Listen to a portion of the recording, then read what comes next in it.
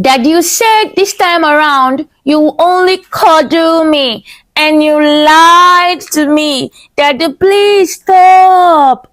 It's painful. Destiny was already weak and her body broken. This should be the third time her father is hurting her that cold and rainy day.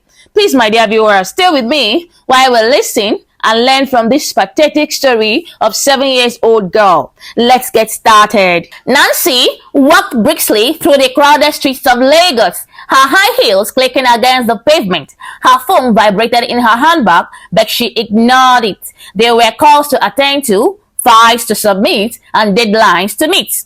This was her daily life, work and more work.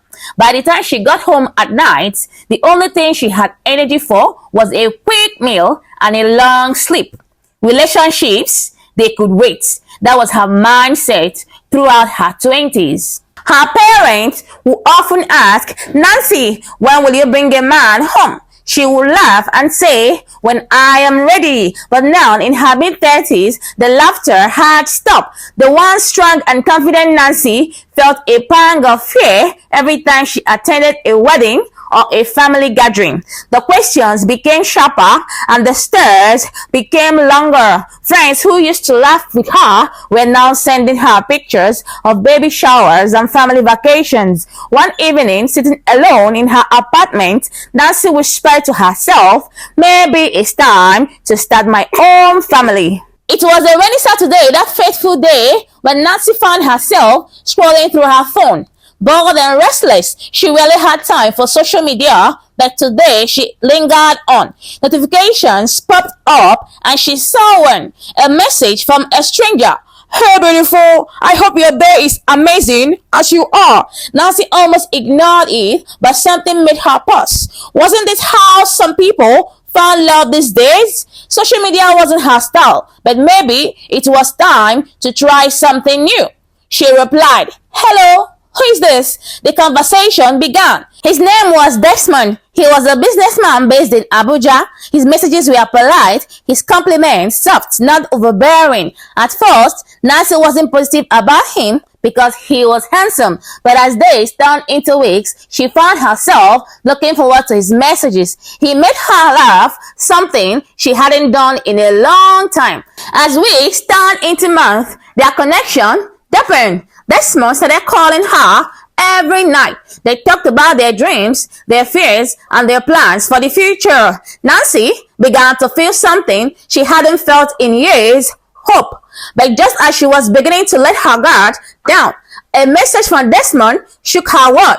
"Nancy, there's something I need to tell you." It was a warm Saturday evening when Desmond visited Lagos for the first time to see Nancy. She had spent the entire day cleaning her apartment and arranging things to look perfect. When Desmond arrived, he brought her flowers and a smile that made her heart flutter. They spent the weekend visiting places in Lagos. Nancy felt comfortable with him, something she hadn't felt with anyone in a while. He was thoughtful, attentive, and full of dreams for their future. "Nancy, you have brought so much joy in my life. I can't imagine a future without you. Will you marry me?" Tears welled up in Nancy's eyes as she nodded, Yes, Desmond, I will marry you." Their wedding was simple but beautiful. Nancy looked radiant in her gown, and Desmond couldn't stop smiling. After the wedding, Desmond moved to Lagos to be with her. His business in Abuja had been struggling, and it made sense for him to relocate since Nancy's job was a well-paying one. Their first year of marriage was blissful. They worked as a team, supporting each other and dreaming of the future. Before the celebration of their first wedding anniversary, they were blessed with a baby girl, Destiny. She was the light of the family, but over time, things began to change. Desmond's business continued to struggle, and he eventually gave up on it. Nancy, whose career was flourishing, took on the role of the breadwinner. She worked harder, taking on extra hours and projects to provide for the family. Desmond, on the other hand, became the primary caregiver for Destiny. He made her breakfast, packed her lunch, and walked her to the school bus every morning. When the bus dropped her off in the evening, he was always there waiting with a warm hug. At first, Nancy felt relieved that Desmond was taking care of the house and Destiny. But as her career demands for more, she became more detached from her role as a mother. She missed school meetings, birthdays, and bedtime stories. "Babe, I have a big presentation tomorrow," she would say. "Can you handle Destiny's school project, please?" Desmond will always say yes. He never complained, always supportive of her career. Desmond and Destiny grew inseparable. They spent hours together, playing, talking, and sharing secrets. At first, Desmond was her hero, her protector, and her best friend. Nancy noticed the bond between the two of them, but brushed it aside. She was busy climbing the corporate ladder, earning promotions and accolades. Her long hours at work meant she often came home after Destiny had gone to bed. One evening, Nancy came back home to find Destiny asleep on the couch, her head resting on Desmond's lap.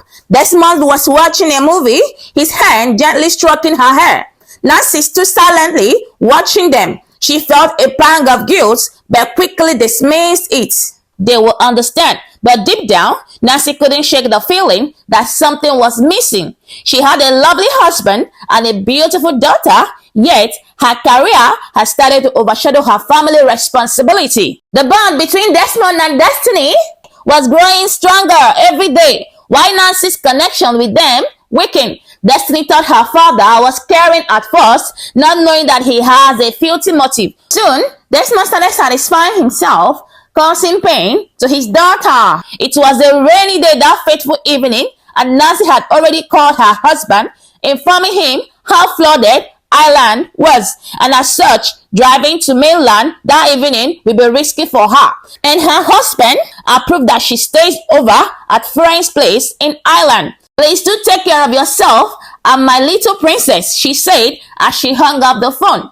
As the rain poured out with heavy lightnings, Destiny was so much afraid of her father than the rain. As she heard her father coming, she quickly went to the door and locked her room. Desmond at first was friendly in her voice, asking her to open up for some chocolates, but she refused.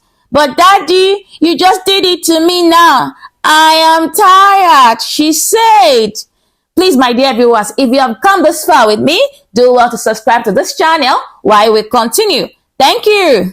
"I'm not going to do it again," Desmond said. "I just want to cuddle you, my little princess. It's really cold and the lightnings are not friendly. That might hurt you when you are alone and it's really getting dark.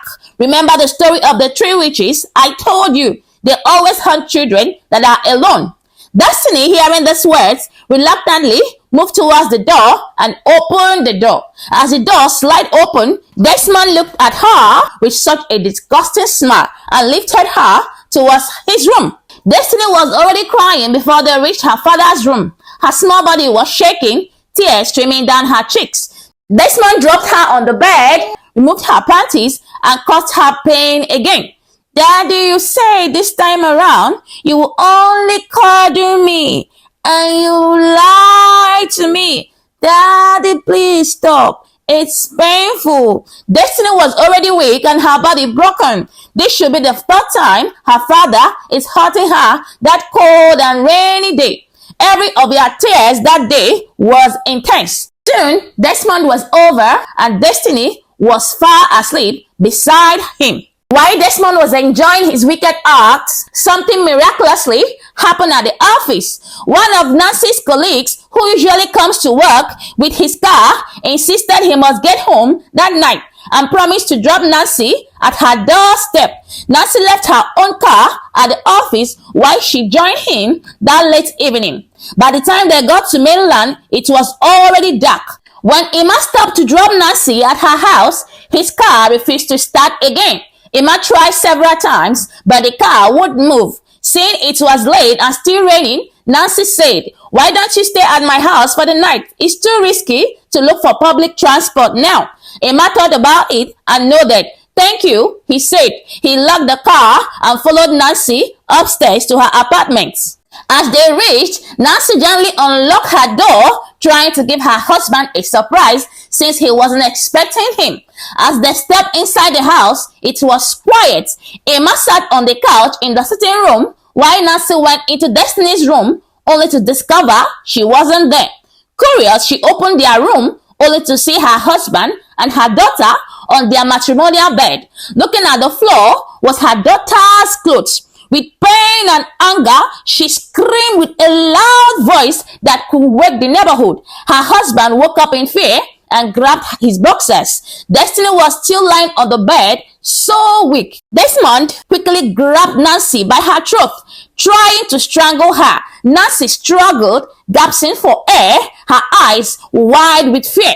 She screamed so loud, desperately this time around, and grabbed Desmond by his manhood. Desmond let out a loud cry of pain and loosened his grip on her throat. Before Emma could reach the room, Desmond was already on the floor, groaning in so much pain, while Nancy was coughing, trying to catch her breath.